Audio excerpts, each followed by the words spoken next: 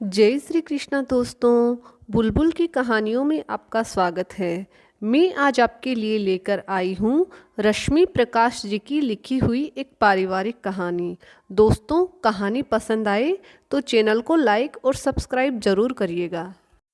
शादी के बाद सब कुछ बहुत अच्छा था। पूरा परिवार नई बहू मानसी के आने से बहुत खुश था।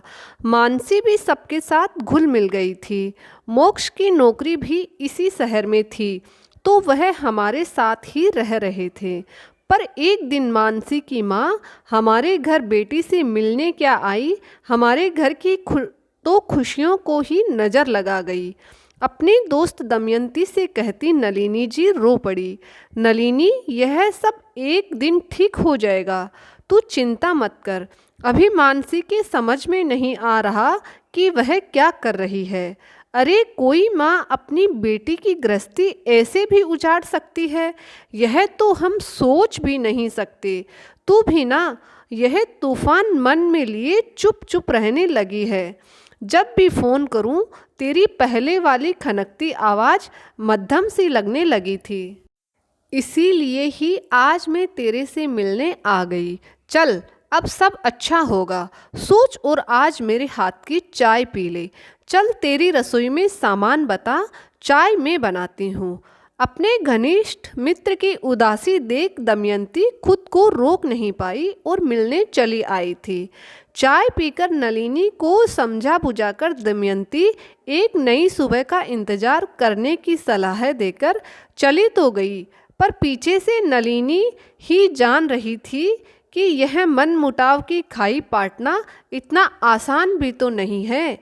नलिनी जी के पति दिनकर जी अपने कमरे में आराम कर रहे थे।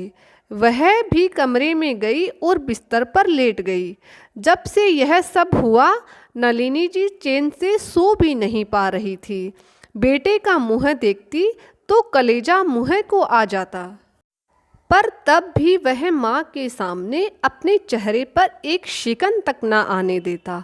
पर माँ तो माँ है, बेटे की तकलीफ भी समझ रही थी। 1000 बार कह चुकी थी कि तू मानसी की बात मान ले, पर मोक्ष अपनी जिद पर अड़ा था। कितने अच्छे दिन गुजर रहे थे।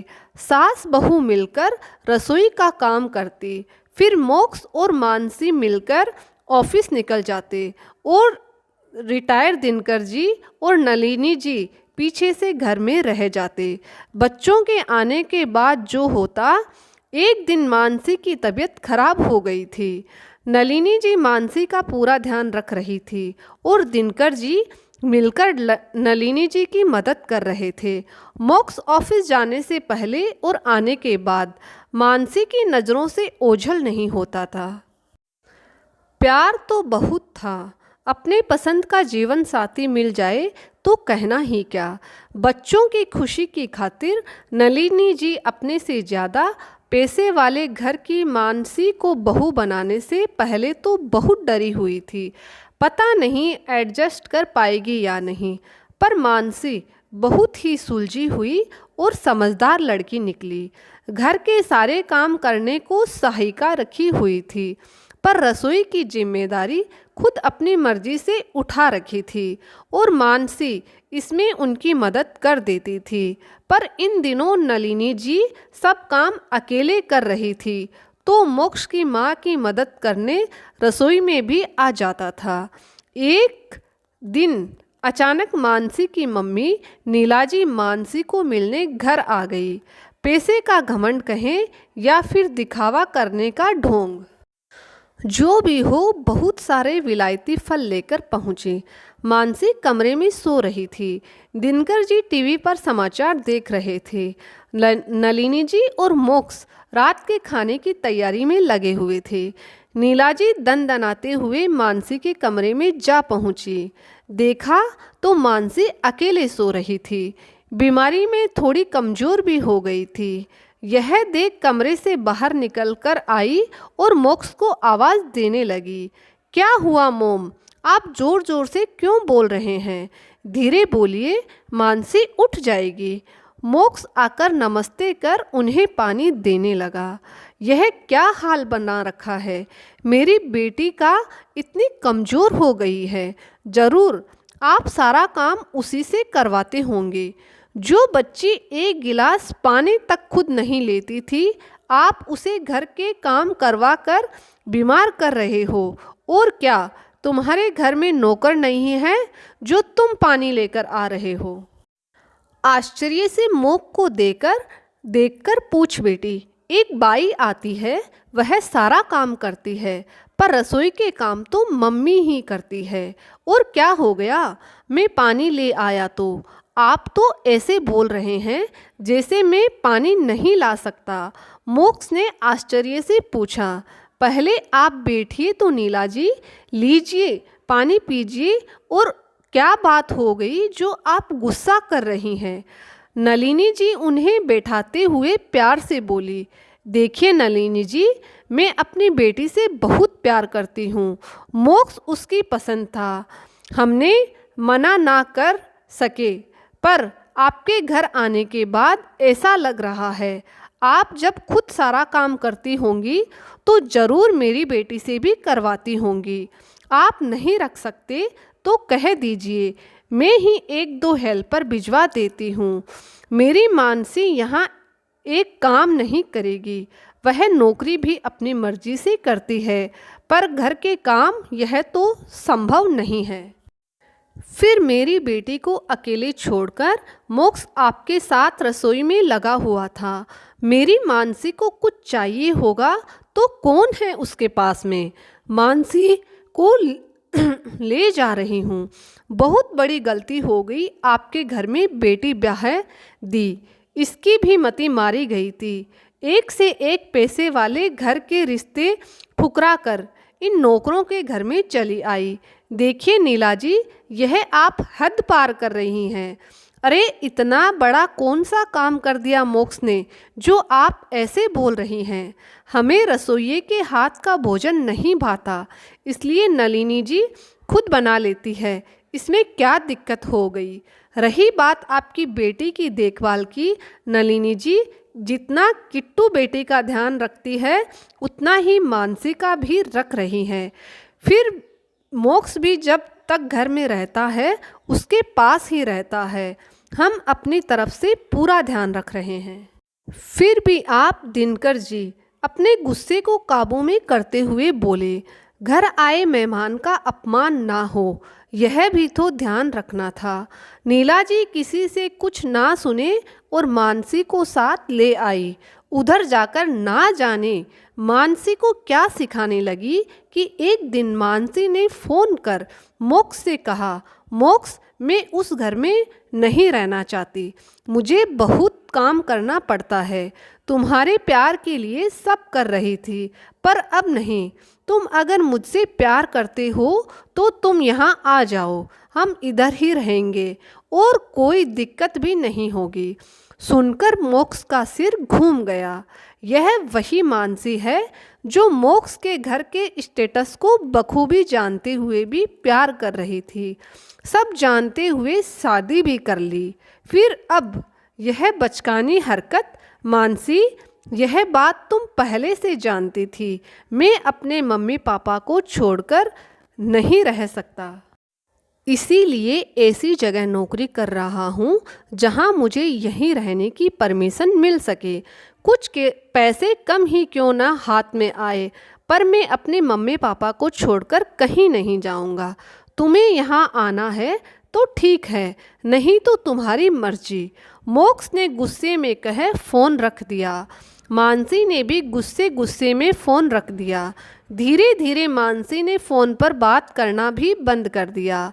वैसे भी नीला जी अपनी बेटी को अपने घर पर ही रखना चाहती थी। मानसी और मोक्ष के बीच नीला जी दीवार बनकर खड़ी हो गई। अब यह दूरियां इतनी बढ़ गई कि मानसी अब यहाँ आना ही नहीं चाहती थी। यह सब देखकर नलिनी जी को बहुत तकलीफ होती थी। वह मोक्ष को समझाती थी, अगर मानसी चाहती है तो तू वहाँ रहने चला जा और इससे अलग अलग मत रहो बेटा। और बेटा माँ को छोड़कर कहीं नहीं जाना चाहता था। वह कहता था मानसी से, मैंने सब कुछ पहले ही क्लियर कर दिया था, अब वह इस तरह की हरकत करेगी तो मैं कैसे मान लूँ। उसकी मम्मी के पास बहुत सारे नौकर चाकर हैं, पर तुम्हारे पास सिर्फ मैं हूँ और मैं तुम्हें छोड़कर नहीं जाना चाहता हूँ। यह सब सोचते सोचते नलिनी जी सो गई। एक दिन अचानक मानसी की एक दोस्त मिलने आई। बातों बातों में उसकी दोस्त ने कहा, मेरे ससुराल वाले मुझे बहुत परेशान करते हैं, इसलिए मैं उनसे अलग रहना चाहती हूँ। पर तुम क्यों अलग रहना चाहती हो? क्या तेरे ससुराल वाले भी तुम्हें परेशान करते हैं? मानसी यह सब सुनकर सोचने लगी, मुझे तो मोक्ष और उसके परिवार वाले कितना प्यार करते हैं, फिर भी मैं यहाँ क्यों चली आई, जबकि मम्मी तो हमेशा घर से बाहर रहती है, मेरे पास भी नहीं रहती। पूरे घर में नौकर चाकर घूमते रहते हैं। तो हमेशा परिवार का साथ चाहती थी, प्यार को तरसती रही। वह प्यार मुझे मोक्ष और उसके परिवार में बखूबी मिल रहा था। मम्मी जी कितने प्यार से मुझे मेरी पसंद का खाना बनाकर खिलाते थे। ऑफिस से आने के बाद हम घंटों बातें करते हुए चाय नाश्ता बनाते थे, पर यहाँ पर तो सब कुछ नौकर लाकर रख देते हैं। मम्मी पापा से मिले हुए कितने दिन हो जाते हैं। सच में मैंने मोक्ष को छोड़कर बहुत बड़ी गलती कर दी। मानसी की दोस्त है, जब यह बात सुनी उसने कहा कि मानसी तूने बहुत बड़ी गलती कर दी। इतना अच्छा परिवार मिला, इतना प्यार करने वाला पति मिला, मम्मी पापा से ज़्यादा ध्यान देने वाले तेरे सास ससुर है, फिर भी तू उन्हें छोड़कर कैसे यहाँ चली आई? सिर्फ इसलिए कि यहाँ पर तुझे बहुत आराम मिल रहा है। क्या तुझे अपने ससुराल में आराम नहीं मिल रहा था? ऐसा नहीं है कनक, मैं माँ की बातों में यहाँ आकर चली आई। मुझे अपनों के पास जाना है। अब मैं कभी अपनी माँ की बातों में नहीं आऊँगी। मैं अपनी माँ को अपने घर नहीं आने दूँगी। उन्होंने हमारे रिश्ते को बहुत ख़राब कर दिया। मुझे मोक्ष और उसके पेरेंट्स से जाकर माफ़ी मांगनी होगी, क्योंकि उसने मुझे बहुत पहले भी कहा था कि मेरे मम्मी पापा के सिर्फ मैं हूँ और मैं उन्हें छोड़कर नहीं जा सकता।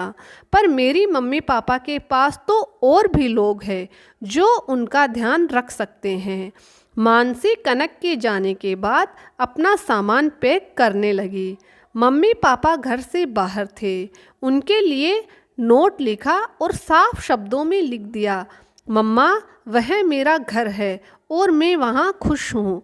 अगर आप मेरी गृहस्थी बिगाड़ना चाहती हैं तो प्लीज़ मेरे घर कभी मत आना, और जो प्यार से मिलना चाहो तो मेरे परिवार से मिलने आ जाना। मोक्ष से घर बिना बताए जब मानसी पहुंची तो नलिनी जी ने बहू की आरती उतार गले से लगाते हुए कहा, बेटा यह घर तेरे बिना बहुत सोना है, तू कभी ऐसे हमसे नाराज होकर यहाँ से मत जाना। मम्मी पापा से मिलना ज़रूर, पर हमें छोड़कर नहीं जाना। अब मैं कहीं नहीं जाऊँगी मम्मी जी, आप सबके साथ यहीं रहूँगी।